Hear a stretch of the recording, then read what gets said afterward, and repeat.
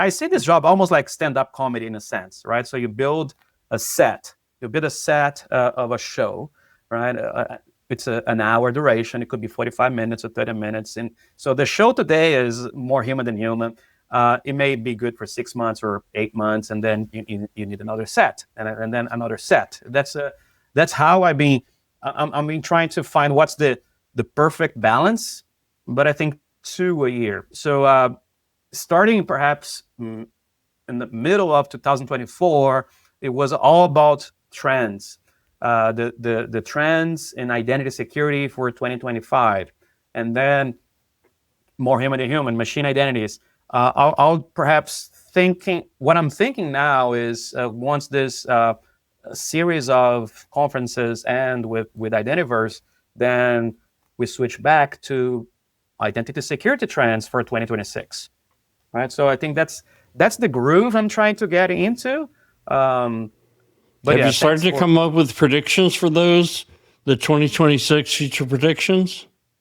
Yes, and the process I'm following right now is through voting but also research on topics that are trends, right? And I think there are the obvious ones around what I call post-cloud trends. I didn't make up post-cloud, but I think that's where we are, right? So cloud is 25 years old. What we are living today is already post-cloud. So I think a lot of the trends will come with post-cloud and agentic AI, of course.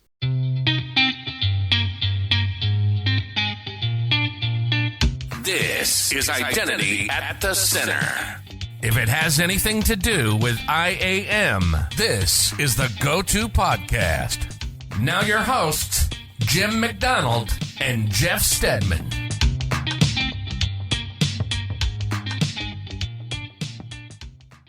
Welcome to the Identity at the Center podcast. I'm Jeff, and that's Jim. Hey, Jim. Hey, Jeff. How are you? Oh, not so bad. Yourself? I'm doing great. Tell me if I'm doing too much, talking my own book or pandering or whatever you want to call it. But I really want to give a shout out to our sponsors and the people who listen to our sponsored episodes, because that's what makes a lot of this happen. Like I feel like you're sending me new equipment all the time, better microphones and, all better cameras so that we can put out a better product. And then obviously, I think by the time this airs, we'll have already gone to EIC, but that's something that only could have happened if we were able to fund it by doing the sponsored episodes. So I just wanted to thank our sponsors and also shout out to people who are checking out those episodes. If you feel good about it or if this works for you, reach out to them, let them know that you heard them on the podcast. And I think it goes an extra distance. And obviously the US-based conferences as well, there's costs behind those. We have kind of a sponsor in the background, which is our day-to-day employer, but let's go there and pretty much work on the podcast the whole time. So RSM, shout out to them as well. Yeah, it's super cool. So definitely our first time. And by the time people listen to this, we will have been through our first Berlin experience, our first, other experiences in Europe, et cetera, probably at this point. And then obviously the EIC conference in Cooper. So yeah, it's super cool. So I don't think that was too shameless. Thanks to everybody who listens and supports and all that good stuff. And if you got marketing money burning a hole in your pocket, come talk to us. We'll be happy to get your message out. Yeah, absolutely. As long as obviously it has to fit in. I've always felt this way, Jeff. First off, the sponsored episodes are all companies somewhere in the identity space. So they want to get their word out to the identity practitioners of the world. But the other big advice or the thing that happens is almost every one of our sponsors says, well, how do we do this? Like what makes a good episode?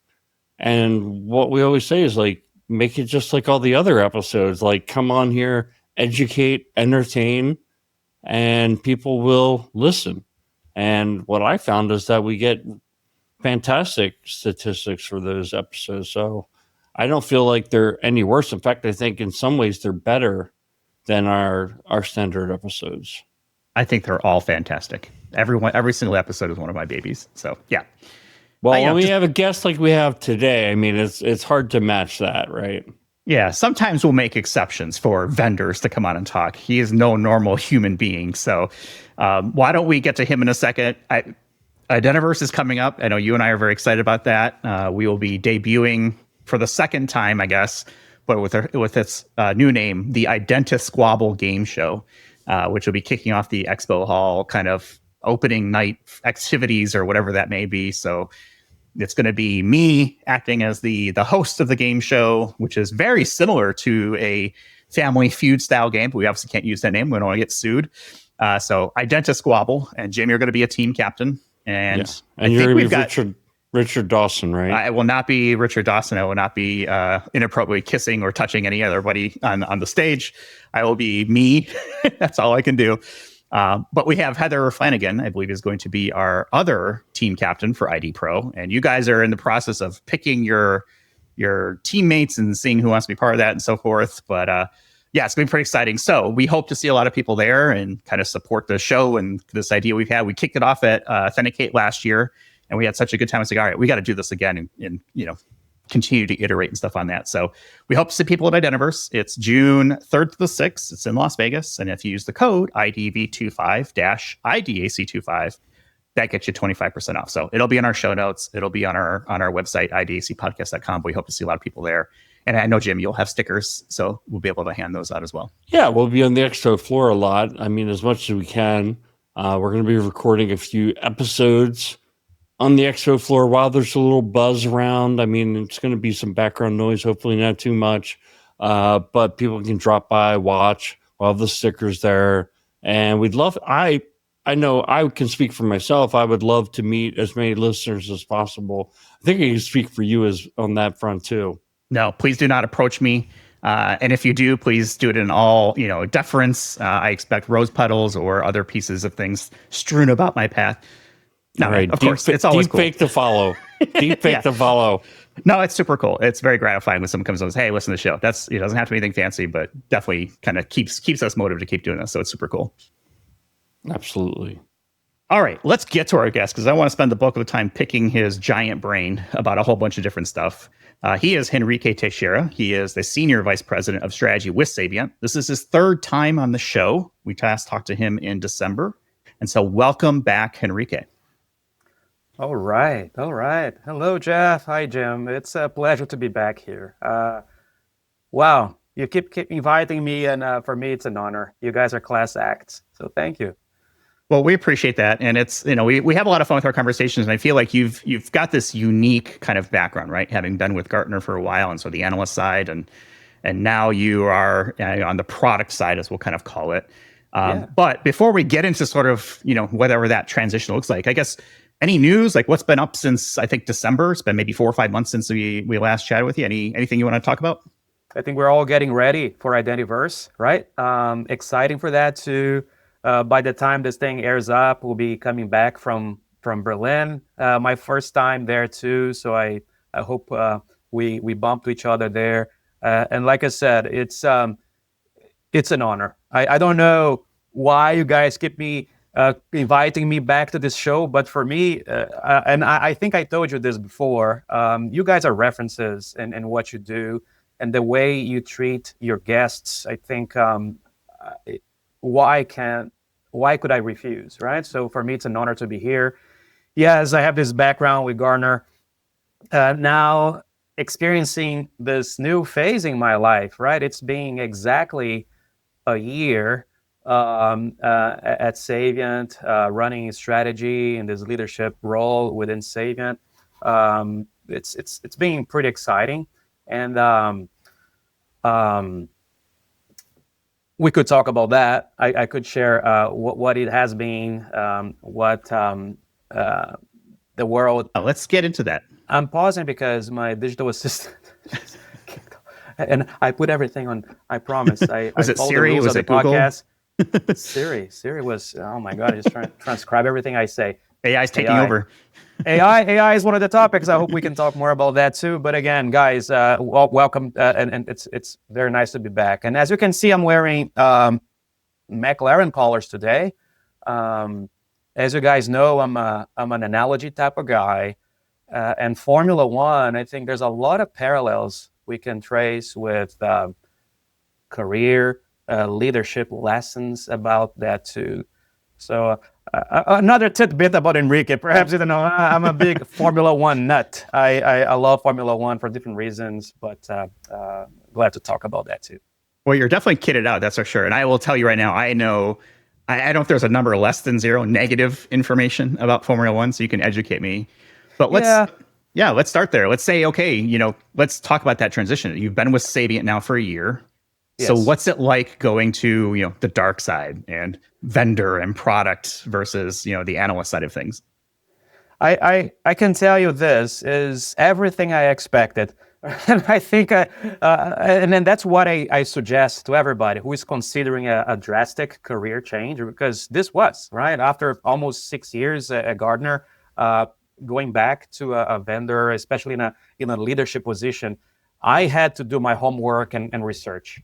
A lot about the company, but also what options were available, and the team, right, and the technology, and what's the impact of that. And I wrote a lot about that when I made the decision, which was around the problem, right, to be in love with the problem before the solution, which I think it's a very common mistake, right? We get enamored with, oh, this technology is the best, or the other technology is the best. I think what brought me to this journey is that the problem, it followed me for 25 years. Identity management, it's not a done deal. It's not a solved thing. So number one, everything I expected, right? And I think not a lot of surprises, which were negative. I would say that most of the surprises was, hey, this is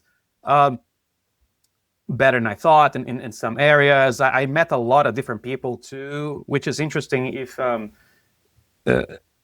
the audience here or people who change jobs, and of course, you guys know me on LinkedIn and how active I'm there.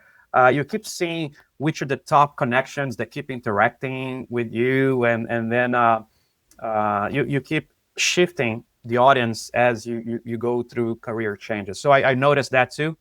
That was a big fear I had, actually, Jeff, when this change was made, is that number one, are my former analyst colleagues start to hate me or ostracize me, right? And ignore me, or I don't know, right? Any negative feelings towards me.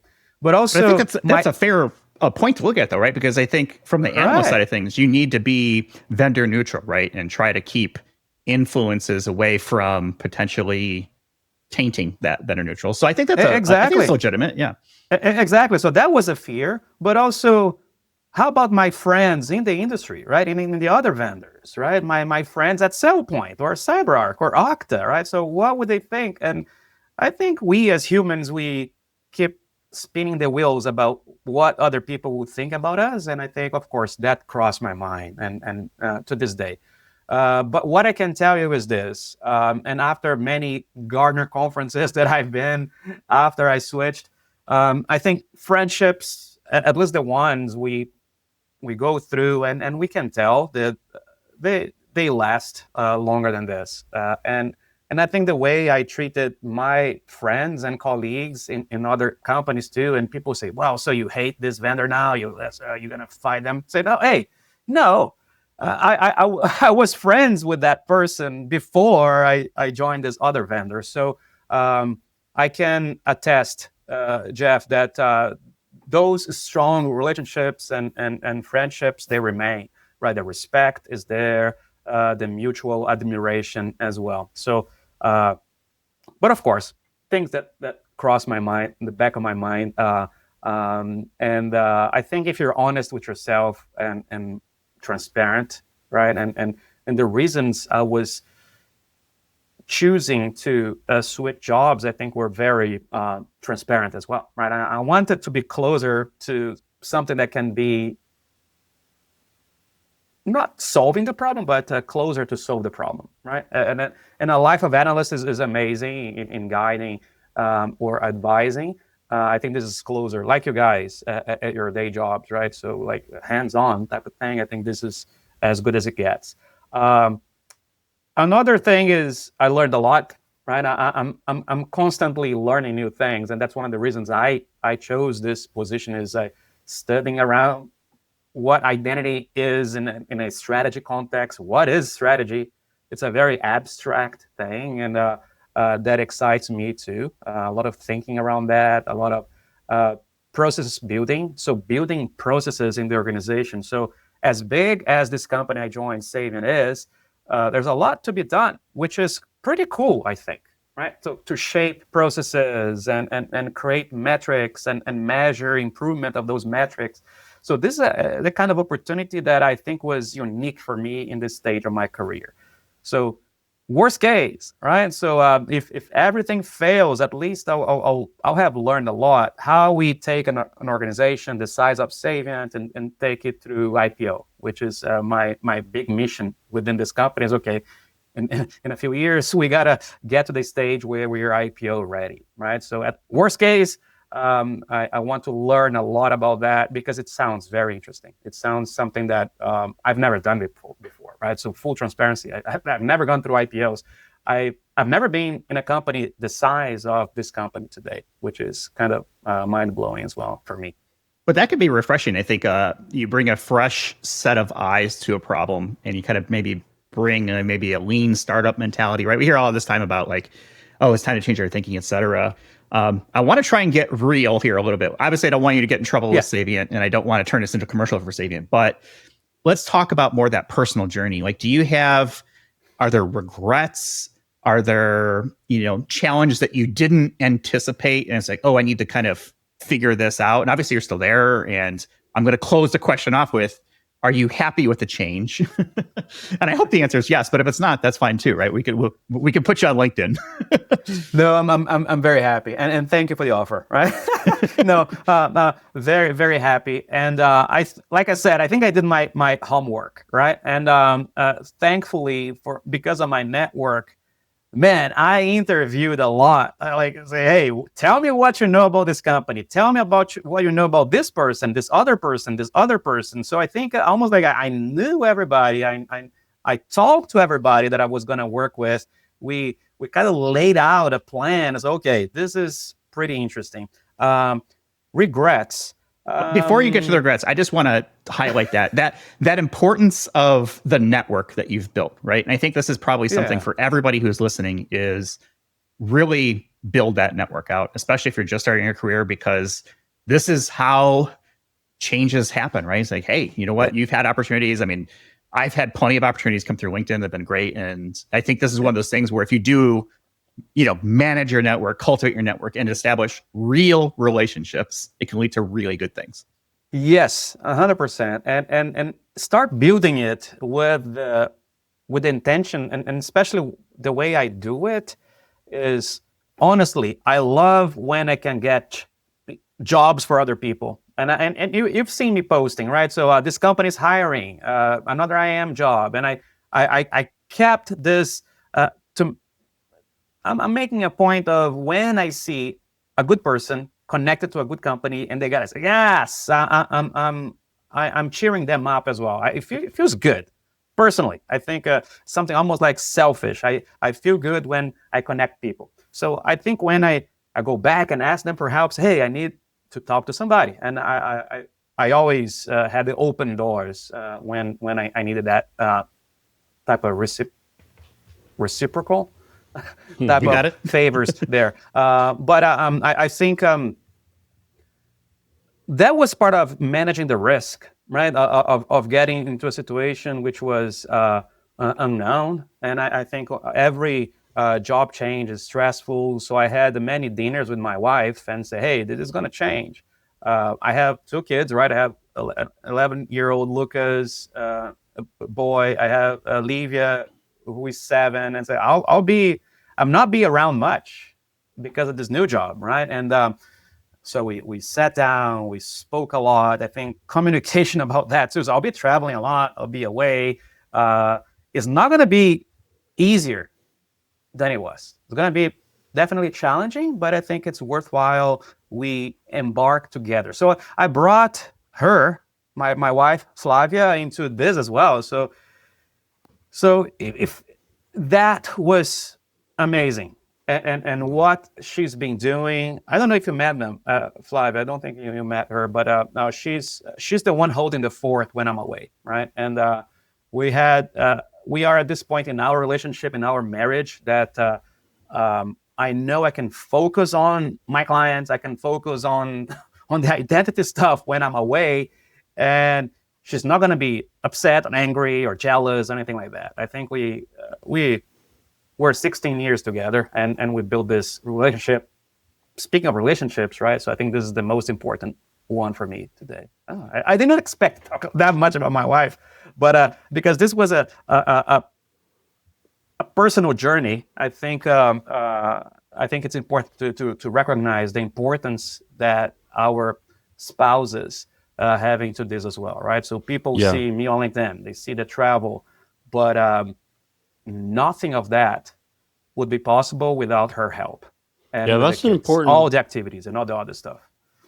That's an important point to make there, though, about you're not the only one impacted by the travel, right? And I did want to ask you, like, do you like the travel? Because, see, I've been following you on LinkedIn for a long time. And one of the questions I wanted to ask you was, how did you build the following that you did? But I think when you were at Gartner, it almost appeared like you were traveling a lot, but you weren't, right? You were always active. But now, I mean, you're at every conference all over the world. It is more intense.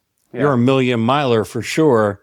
Talk a little bit about that travel, because I don't think it's all glamorous, right? It's not.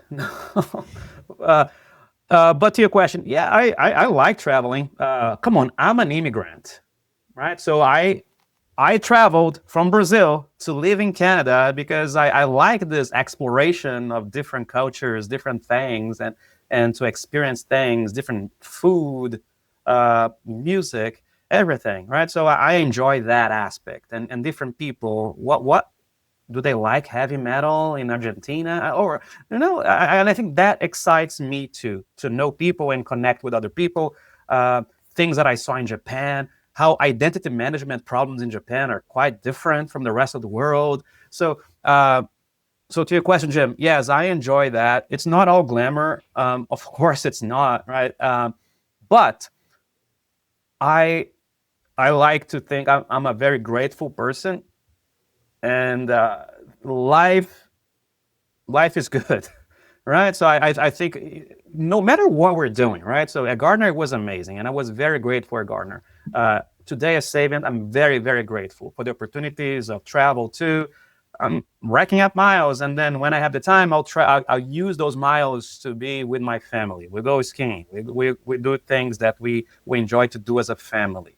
But one thing, and now putting my analyst hat, suggestion, right? So if you are considering a job that has intense travel, is you got to very quickly adapt to routines of travel, right? So I have my go bag. So I don't spend time making like suitcases and all. So it's a go bag, like a team A SWAT type of thing. Okay, I'm traveling. So I don't overthink a lot when I'm traveling already. Okay, it's automatic. It becomes part of, okay, I brush my teeth, I make exercise. Okay, it's travel. Okay, and gets a Nexus card, right? So Nexus is like a TSA pre-check, whatever. That really helps the life of a traveler. So that kind of minimizes the stress of travel, right? So like missing flights or getting late to a plane or stuck. So I think get a good credit card that gives you access to lounges. I think that helps a lot. You can work or just have a beer, right? But also get into that routine of something that, okay, it's just another day at the office. But I'm not afraid to spend money to make my travel easier. So I couldn't agree more, right? Get all the bells and whistles, if you can afford it, to make that day of travel smooth. Exactly. Yeah. Avoid, like, we're all in risk management in a way, right? So avoid the risks of losing flights, stressful things in airplane flying things. thankfully, I don't have like an explainable fear of flying. Some people may have like phobias, right? But no, I don't have that. Yeah. So other than that, One of the I'm things afraid I of getting thought, sick. That's one thing though. I sometimes I traveling so much I'll get sick, right? I'll catch a bug or something. But no, knock on wood. It's one been thing great. I thought would Grateful. happen as you made the transition from an analyst, because as an analyst, you're almost like a celebrity within the space, right? And so you were, I would say, one of the most popular celebrities on LinkedIn in terms of, people reacting to your posts and things like that. And I thought when you went into industry that a lot of that would go away, and it hasn't. Me In too. fact, I think it's grown. What do you attribute that to? And what is your tip for people who want to build that following?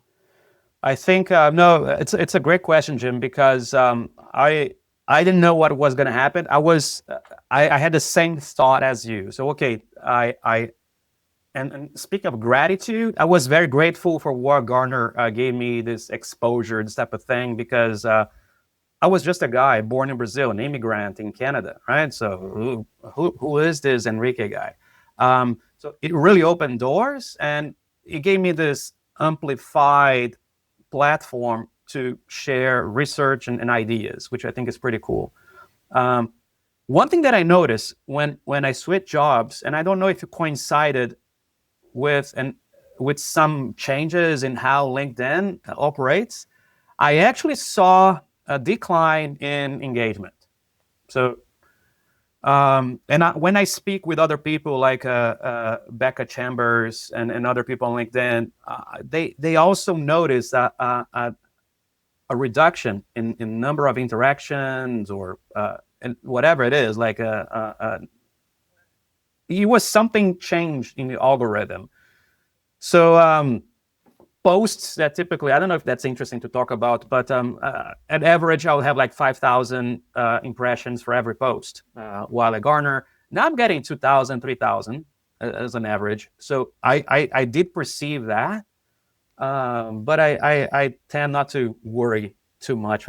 This is not my day job, right? So I think the suggestion I make, Jim, for people looking to build following, and I think find something that you think it's honest about your personality and things that gives you joy, right? For example, the example I gave, it brings me joy when I connect people looking for jobs with openings and I find them a job. That brings me joy. So I'll do that. That's harmless, right? And I'm not promoting myself. I'm actually, well, I feel good because they are connected, but I'm helping somebody, right? So find something that is legit, bringing you joy, but at the same time is not self-serving, if that's possible, right? So when at Gartner, when I was publishing research, it's like, hey, it's not like, look how great this research is. No, I think it can help you. And even beside or behind the very strict paywall that Gartner has, right? I'll say, yeah, but I think they deserve a little bit of free advice.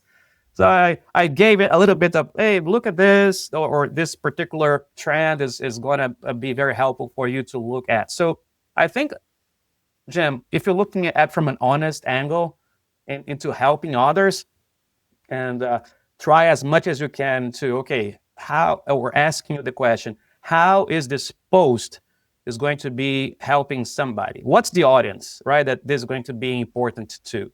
Is it a CISO type of audience? Is it other identity professionals? It's just like a leadership, right?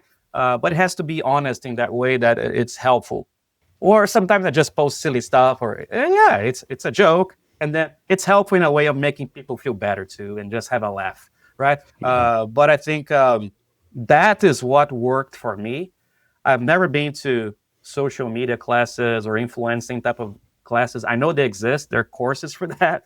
But I say, I don't know. I'll do my thing here. And that's literally, I'm not joking. That's how I've done. It took a while, right, to find that or break away from the awkwardness of just posting things. But that's something I'm also going with my team today at Saviynt and people that say, hey, Henrique, can you coach me on this? Can you coach me on that? So yeah, I think to break that initial awkwardness of avoid, oh man, I'll be self-promoting this and that. And no, find something that helps others, right? And That's then right. you go from there.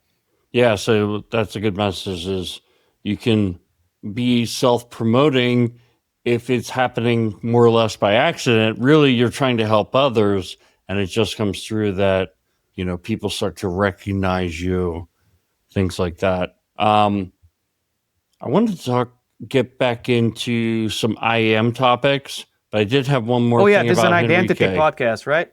That's right. But I did have one more thing about Henrique. You said you love to travel. I think you said you love the heavy metal. So to me, you're the Rob Zombie of the digital identity space. And speaking of I am Rob, Rob Zombie. well, more human than human, right? You okay? You're in the few ones that got the reference.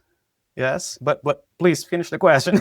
Okay, no. I mean, look, so one of the things that influencers do, right, is they get on a topic, say it's whether it's you, Eve, Ian, plenty of others, and it's like, David, you kind of like talk about this topic for whatever a year or so, and Yeah. the one that I think you're on the downside or kind of like finishing up with it is this machine identity, The more human than yeah. human, which Yes. is the white zombie reference. So please tell us, what was this all about? Give us the too long didn't read explanation. Yeah, and thank you, Jim, because yes, you got the reference correctly. So more human than human, a white zombie song that really it was a big hit. And So it got me into them. early 2000s, right? It's also a quote from Blade Runner, right? When they say, we're building this to be more human than human. And I think it's very appropriate to AI. And you are right on point, Jim. I'm still finding what's the correct amount, but it's some, and I see a lot of parallels of what I do and other people do, like the amazing professionals you mentioned, like David Motti and or Ian Glazer. But I see this job almost like stand-up comedy in a sense, right? So you build a set, of a show, right? It's an hour duration. It could be 45 minutes or 30 minutes. And so the show today is more human than human. It may be good for 6 months or 8 months, and then you need another set, and then another set. That's how I've been trying to find what's the perfect balance. But I think 2 a year. So starting perhaps in the middle of 2024, it was all about trends. The trends in identity security for 2025, and then more human to human, machine identities. I'll perhaps what I'm thinking now is once this series of conferences end with Identiverse, then we switch back to identity security trends for 2026, right? So I think that's the groove I'm trying to get into. But have you started to come up with predictions for those, the 2026 future predictions?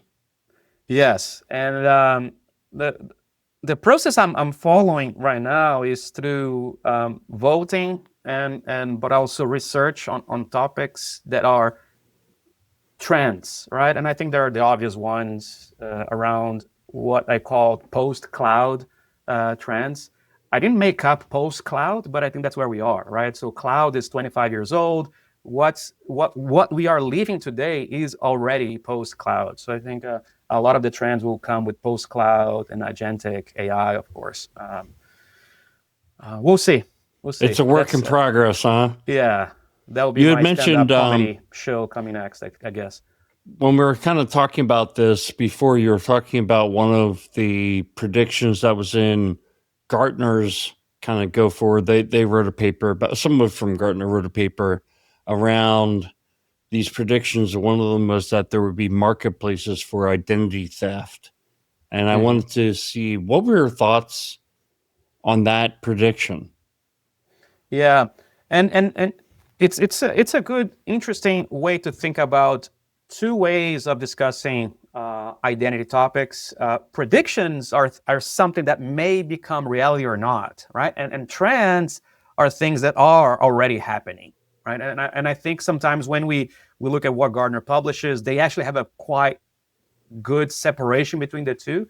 So, of course, trends are more actionable things. That's why trends every year they kind of change and you act upon them. Predictions, that's one I think I saw Gartner publishing. They have this Future Labs.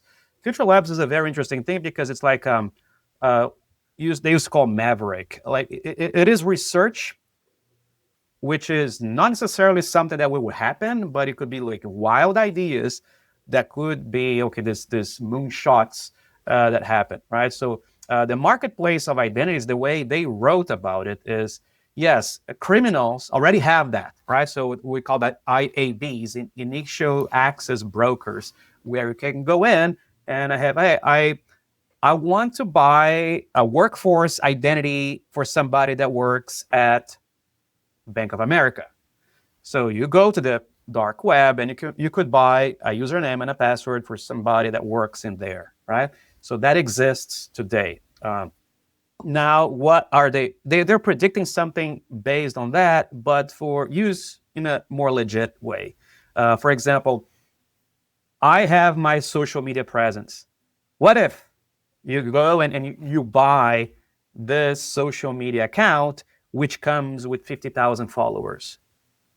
That's one way of looking at that. And I think you can buy that, by the way, right? Yeah. So, or customer data. You can actually go in and buy databases of customer data today.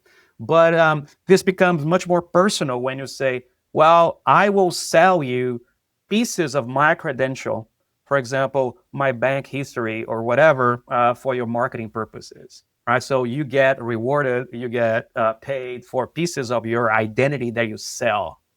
So that's the idea of an identity marketplace. Is you could be starting exchanging or having transactions between individuals, identities, or machines buying things from other machines, or machines buying things from humans, or corporations buying things from individuals as well. Quite wild if you think about it. I look at my kids, right? So do they even have a sense of privacy these days? I think that's a question we keep asking ourselves, right? If Gen Zs and Gen Alphas, do they even care about privacy at this point? And how much would they charge for pieces of their credentials? Now, we had this conversation with Eve Mailer recently. You know, she does the privacy is, I think her talk is privacy is dead or consent is dead. And it's like you keep getting all these spam, I like to call it. And you're like, okay, well, how did they even get that information? I get like 10 calls from the same lender. They're coming in from different phone numbers. They leave me voicemails like, hey, we'd like to lend you this much money. And I'm like, how did they even get my information? Was it one of the credit cards that I have? Sold them the information? Is there anything I can do to even control it? So I don't know that it's that Gen Z doesn't care about privacy, but they're realistically in the same boat as the rest of us, which is how can I even control it? What can I even do about it? This is inevitable, right? It's going to happen no matter what. So I think the idea of a marketplace may be at least something, it's more of a fair game because you intentionally share things and you get compensated for it. But it's a new way to monetize theft, I think. But and those will continue to be out there, and that will drive that industry, if that's what you want to call it.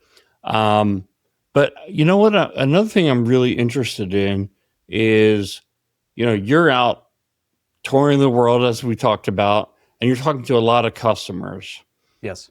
And I'm wondering, like, what is it that they are asking for? What are they talking to you about? I'm sure AI is going to be one of those answers, but what about like next level stuff, even within AI? Is it AI doing certain features? Like, what are people asking for? And it is less about AI, and I think for good measure, what they're asking for is not like, hey, I want to buy AI to this. They want to buy something that has the characteristics of the ease of use of AI. I'll give an example, and I think a recurrent problem, and you guys may have faced that too, is application onboarding, right? And how difficult it is to this day, right? So you walk into organizations, how many years it take, and they have, I successfully onboard a couple hundred apps, but I still have like thousands that I'm not even touching, right? This is a problem that I over and over, one of those fundamental problems that still exist. So clients, they ask me and say, Henrique, I wish it could be something like Dynatrace, just to mention another vendor here, not in identity, but you plug in and the sensor just scans things and just connects and start monitoring, right? You start monitoring things. It's kind of magic. It's kind of the way AI behaves when you're interacting with a co-pilot or something like that. Say, hey, do this, and it just scans and starts monitoring. Of course, identity is more complex than that, especially for provisioning. You guys know this, right? So the API is scam. It works sometimes. And so I think the expectation is there, something that is just like AI, perhaps I would say more like utility, right? So it's almost like a turning on the light. You don't think about what takes into like using a faucet for water to come out a tap, right? So I think if we can make identity more utility-like, I think that's what they're looking for, right? And I think that's the ask. Say, hey, I think that's the analogy I used when I joined Saviynt too. Is well, we still have organizations that don't have running water. That was the analogy. There's no plumbing. The basics of provisioning, user movers, joiners, and levers, even that basic stuff is not solved. And how are we even thinking like governance with AI and security posture management, right? So I think a lot of the times discussions, they still start very basics. Hey, I need to onboard those apps. Is those that a apps trap? are still disconnected. Is that a trap, Henrique? Because I find like there's a lot of companies out there that are like, oh, we've got this shiny new thing, and you're going to be able to do all this cool stuff, but it doesn't address any of the basics. And I'll probably speak for Jim here as well, but in our day jobs, we see this a lot. Like they do not have running water. They are still using fax machines and Word forms and other mechanisms, right, to do like basic IGA functionality. I just wonder if this is a trap that maybe IAM technologists get into, where they're thinking so far ahead and assuming that there are basics in place that might not be there for the vast majority of companies. 100%. I think that's happening now, right? You see a very shiny interface, like access graphs here and there, but it's like 2 steps removed from the plumbing of the problem here, right? So it assumes that you have the connectivity solved, which is not solving, right? So there's that problem, but also and I'll mention a vendor here because I think that was the right approach and I think it worked well, but I think people and other vendors are perhaps taking that example and taking the wrong direction. I'll mention Okta, right? And I think what Okta did for SAML was very intriguing, right? If you guys remember when it came first and said, yeah, we will solve SSO in a very simple way. And it's called SAML. And that was their first product, was a SAML type of thing, right? And it's like, yeah, but I have all these legacy things here, all these legacy apps. No, forget about that. We're going to solve that later. Let's focus on the SAML apps first. That's the future. Well, and then they sold a lot of that because they're selling that simplicity of SAML solving everything, right? And eventually they launched the gateway for on-premise stuff, and then it became more of and by that time they had the grasp, right, of the market around SSO and MFA. That's right. Very, very smart play. But I don't think, or I don't know how somebody's, we'll do SCAM only, right? Or we're going to do provisioning just for the cloud. All right, okay, but how you solve the rest is not like, you have this one connector that is going to do everything, right? So it is not an easy to solve problem. Without getting to the details of what Saviynt is doing, I think it has to do with AI. I think it has to do with CI/CD pipelines as well, Terraform. We are launching solutions today that mixes both, right? A little bit of the Dynatrace discovery with the automatic or infrastructure as code capabilities of Terraform to alleviate some of that thing. But I don't think there's a magic solution like SAML for provisioning. Maybe another way of looking at that is more like a better version of an RPA. And I think that's I think you got it right, we're though. betting on. I think you got it right with what you said there about Okta, and the approach that you laid out has always been, my opinion, exactly what happened. In fact, when Okta first came out and that was their approach, I was like, that's never going to work because you have all these legacy apps. And I'll admit, I was the wrong one, right? I mean, organizations were willing to switch their apps. But I think the reason it sold was you said, as a practitioner, I can give 25%, or I can just give single sign-on to my cloud apps, and that's a benefit. So if you did that for your provisioning, it only covered 20%, and it just covered your cloud apps. I mean, it's different. I think the provisioning is a harder problem to solve. Also, I think access management has always been an easier problem to solve, and the evidence is what's out there in terms of solutions. The provisioning IGA is more complex than rolling out single sign-on. Well, this is a key decision, though, to make, right? It's like, okay, Okta, right, was free at first. It had a really simple interface, and it was free to put in 2 or 3 apps for smaller shops at least, and so they got a foothold there. But this is a decision I think every vendor, especially new ones, have to make: is where do we start?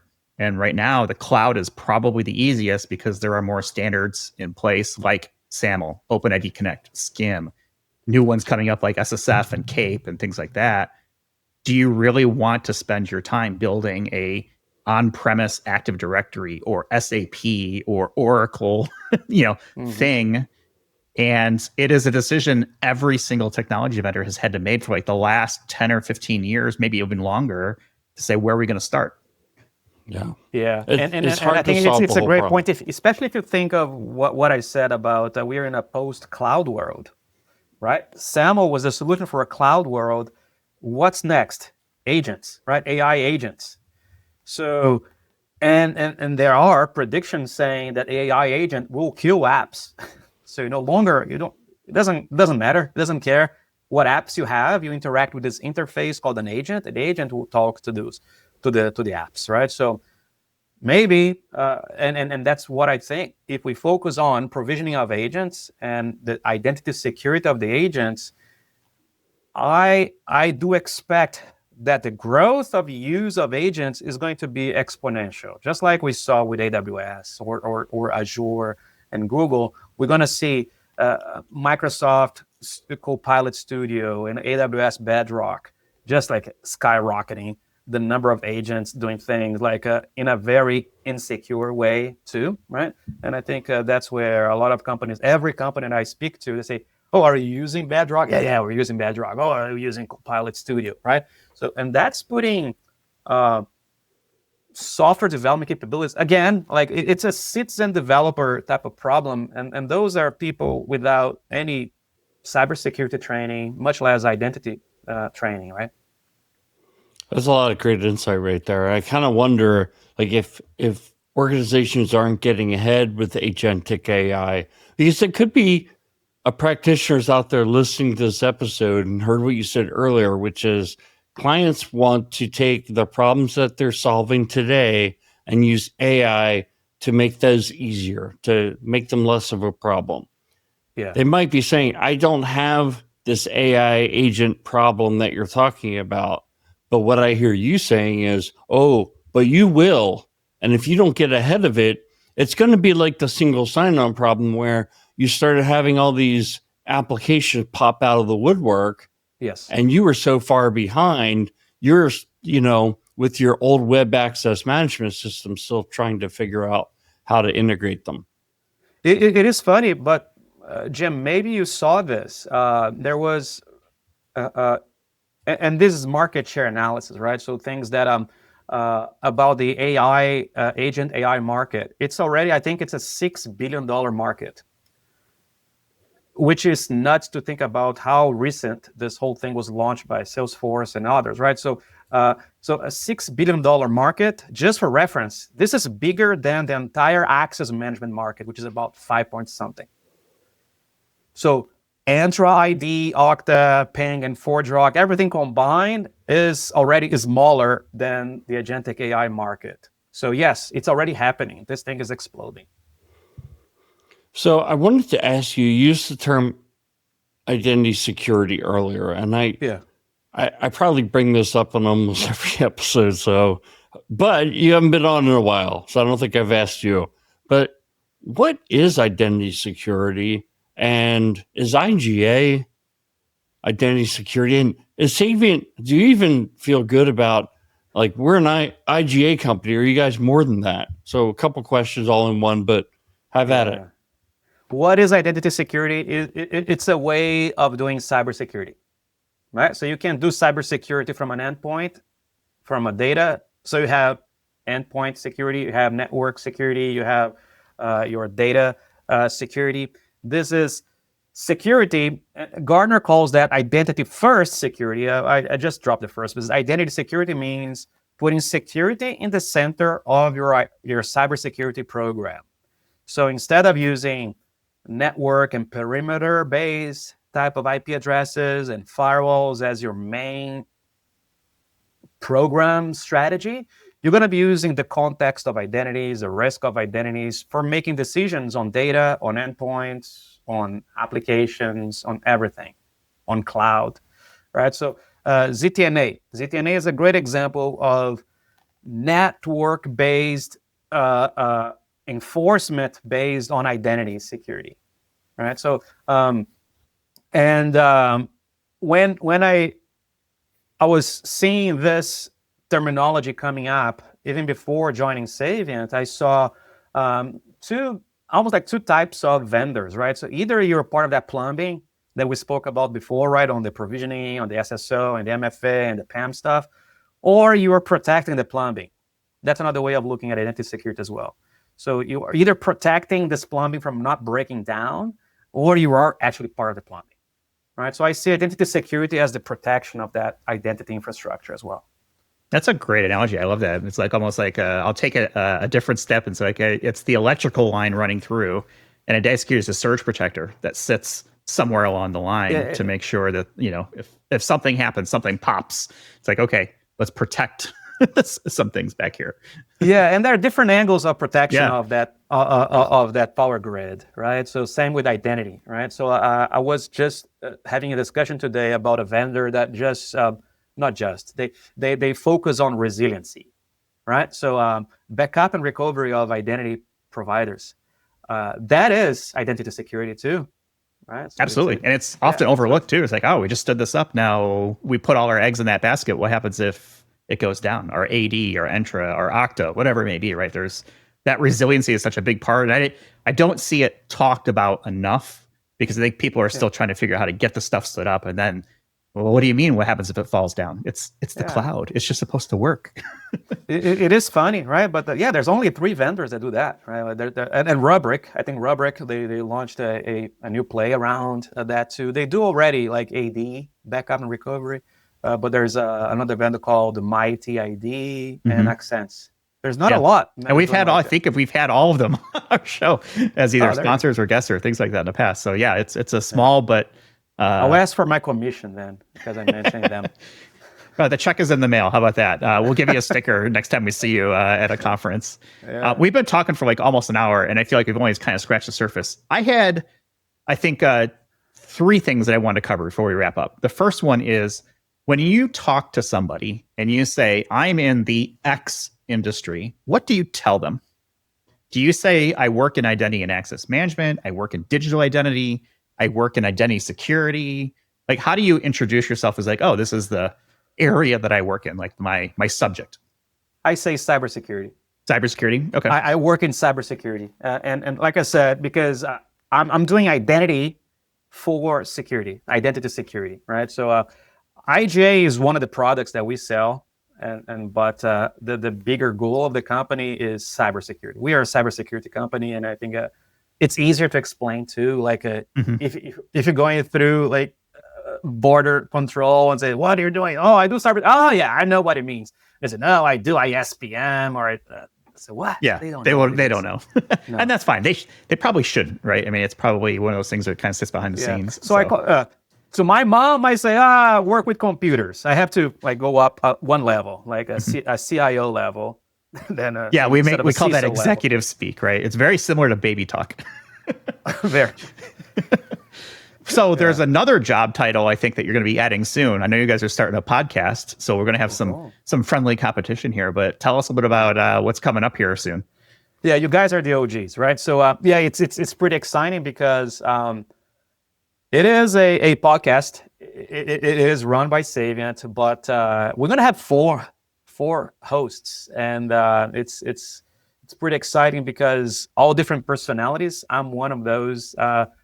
Of course, one of the things I want you guys as guests, and you are already on my list there. We're happy to do it.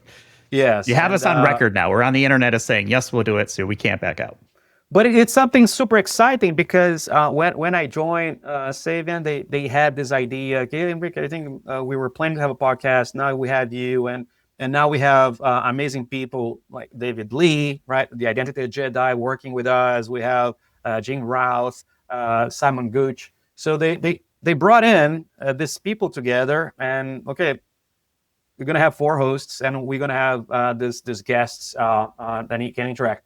What I love is, and my concern is that going to be something boring corporate? But thankfully, my colleagues, my co-hosts, they said, no, it's going to be wild and fun. Okay, all right. So then fingers crossed that we keep that promise. So when does it, when does it come out? Coming up in June. So right after we air this episode, I think. Okay. And it's called what, Savvy Talk or Savvy Talks? Savvy Talk, singular. Okay. Yeah. So we'll be keeping an eye out for that. And yeah, we're happy to go on. I don't think there's enough people talking about identity. The more people talking about it, the bigger we all get, right? From like an industry standpoint. Exactly. Same thing with my colleagues and other vendor competitors. Or I say, hey, we compete. We're not enemies, right? So we're competitors. Speaking of which, this hat, right? So I think it's an interesting thing about Formula One. Just to make the analogy here, is that one thing that we saw, if you watch Formula One, is that the teams, right, they compete among themselves, like have Ferrari and McLaren and Williams, but every team has two pilots, two race car drivers, right? And sometimes they get into situations where they compete with themselves, right? So Oscar Piastri, Lando Norris, they get into a situation out there. Maybe when this episode there, we're gonna see, but it's pretty tense. It's so we have this internal competition as well. So not very different from our world, I think, our corporate world. I think of like a Talladega Nights situation. You got Ricky Bobby and Shake and Bake and all that stuff going on. Exactly. Yeah. I want to ask a side question here, and we'll kind of end here on a lighter note. And I want to be respectful of your time. So I know you're a musician. You can play the guitar. I've had this guitar in my background, if you're watching, for, 3 years, and I still cannot play it.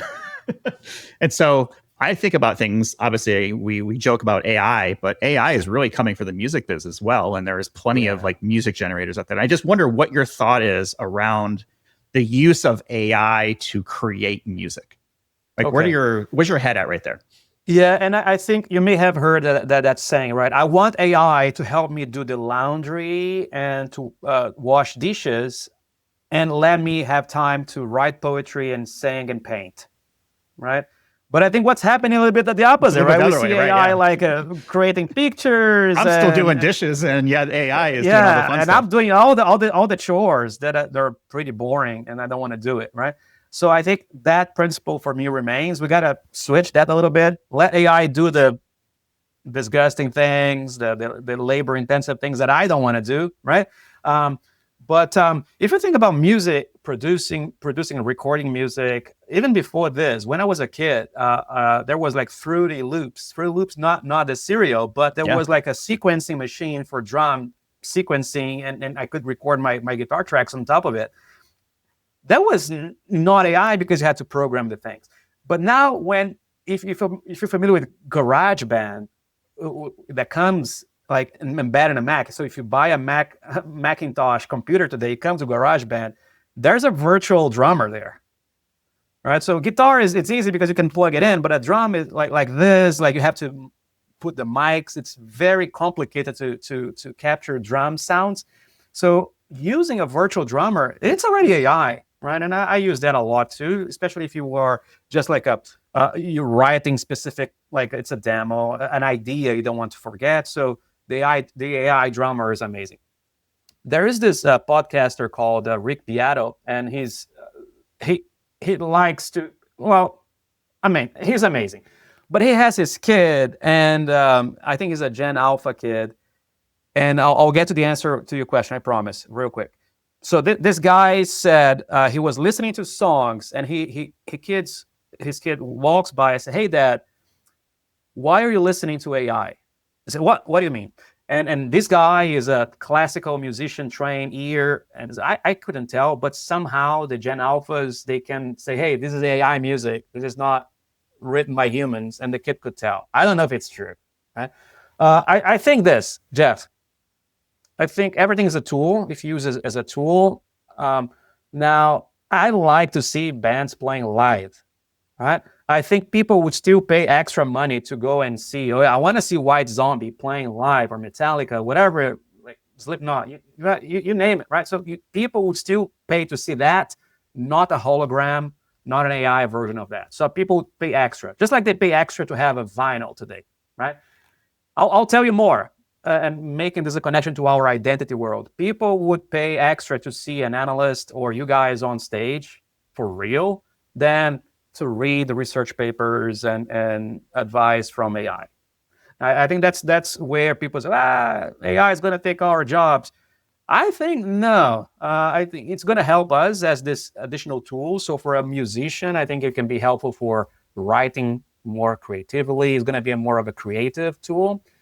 I want like 5 drums at the same time, doing crazy stuff. You can experiment much in a simpler way than having microphones.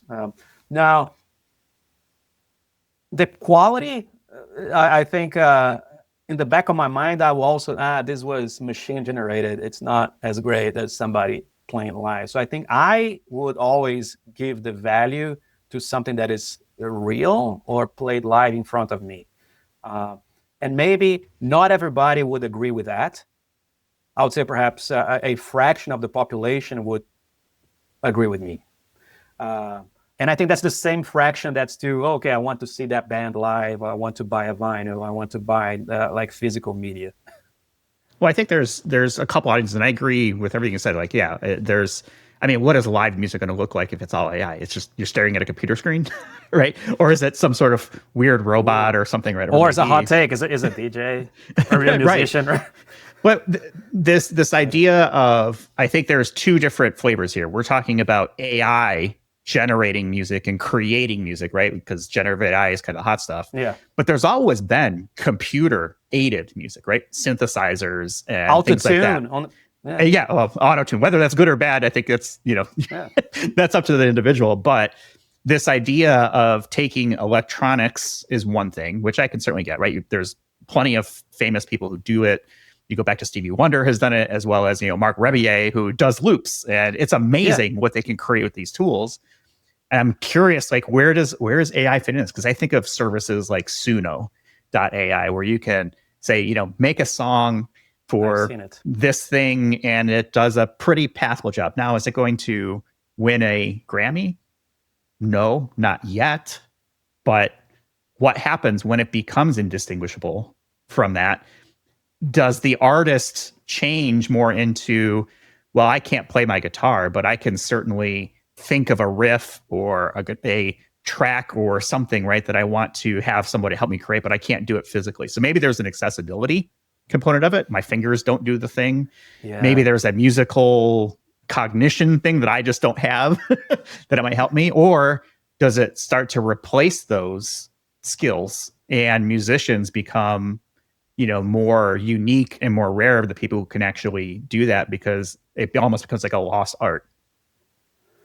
Yeah, and I think goes back to the joy of a performance, of watching a performance live, right? I think I think that's for me. Maybe I'm boiling down all the problems back into that, because there is the way you consume music, right? It could be an audio file, and then you have like high grade things. And for that person, if you're watching your couch or listening to something on your couch or watching a movie, the experience of listening may not be that different.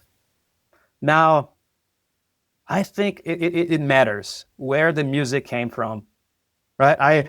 I don't know if you ever thought of this, but I like this band because I know those are great guys, and people always recommend never meet your what they call Never meet your heroes.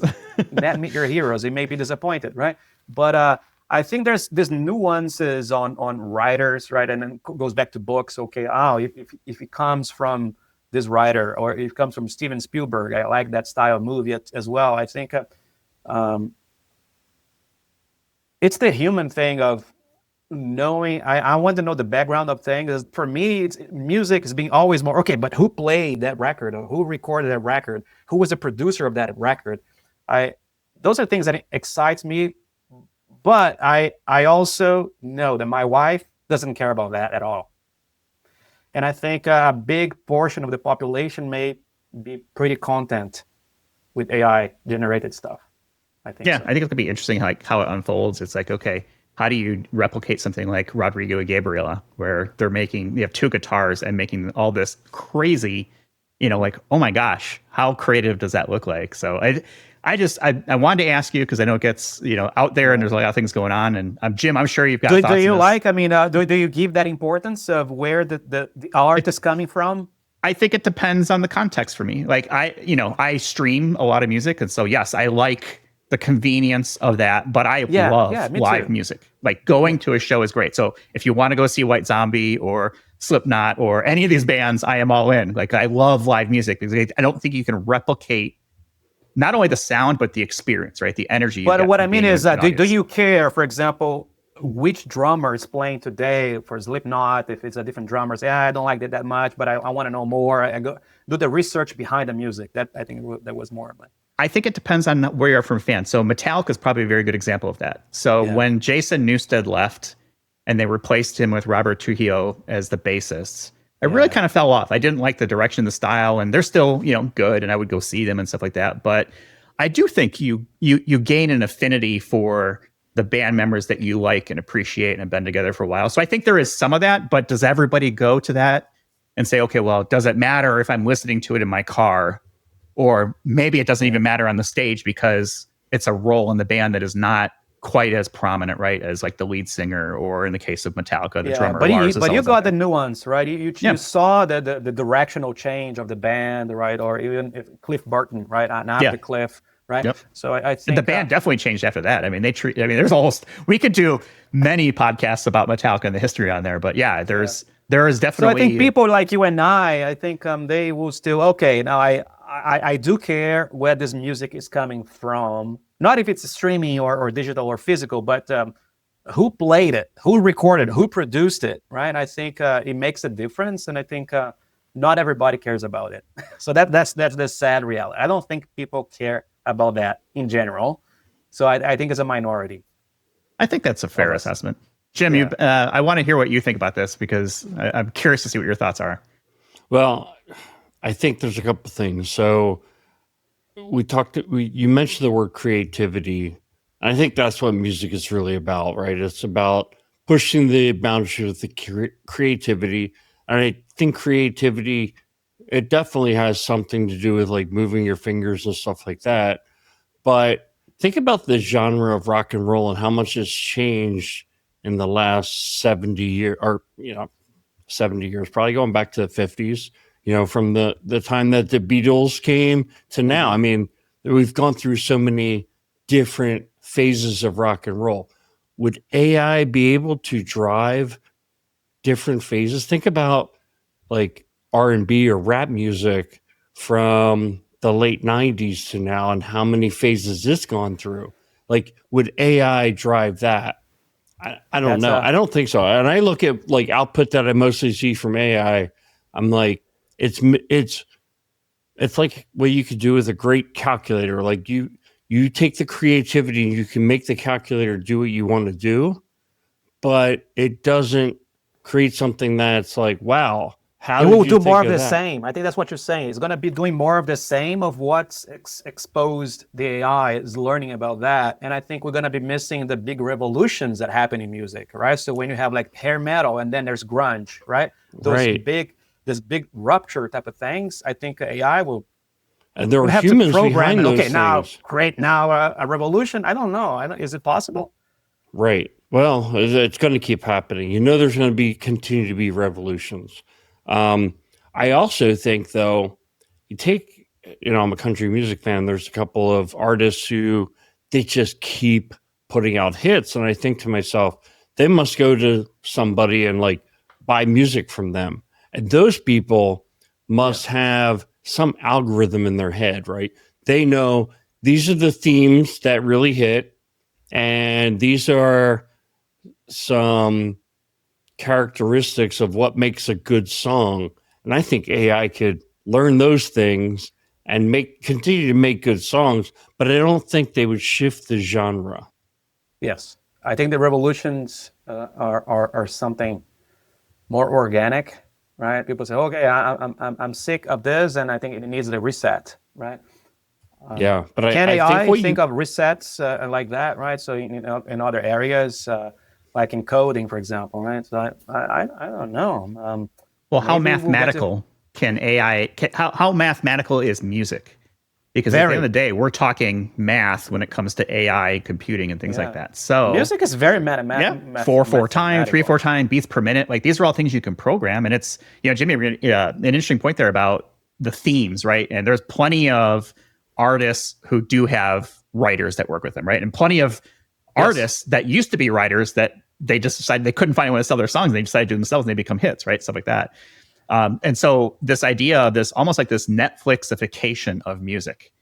We have this algorithm that we know what Henrique likes to listen to, so we're going to find music like that. Pandora was built off of this with their music genome project, right? Yes. Every algorithm you probably listen to, whether you're using Spotify or Apple, is doing something like that to say, okay, well, this is what Jim likes to listen to. Here's what Jeff likes to listen to.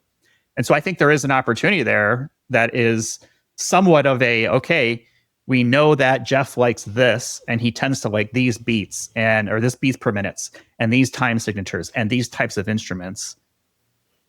It would stand to reason that I could create something that would be close enough in profile that there would be a reasonable guess that I would like that AI music. And I don't see too far off in the future where you say, I want to give me a station based on these 6 or 7 different ideas or moods, or maybe you're even wearing a biometric thing that, your heart rate has accelerated, like generate music for my, my soundtrack of my life. And all this thing is just dynamic and it's personalized to you.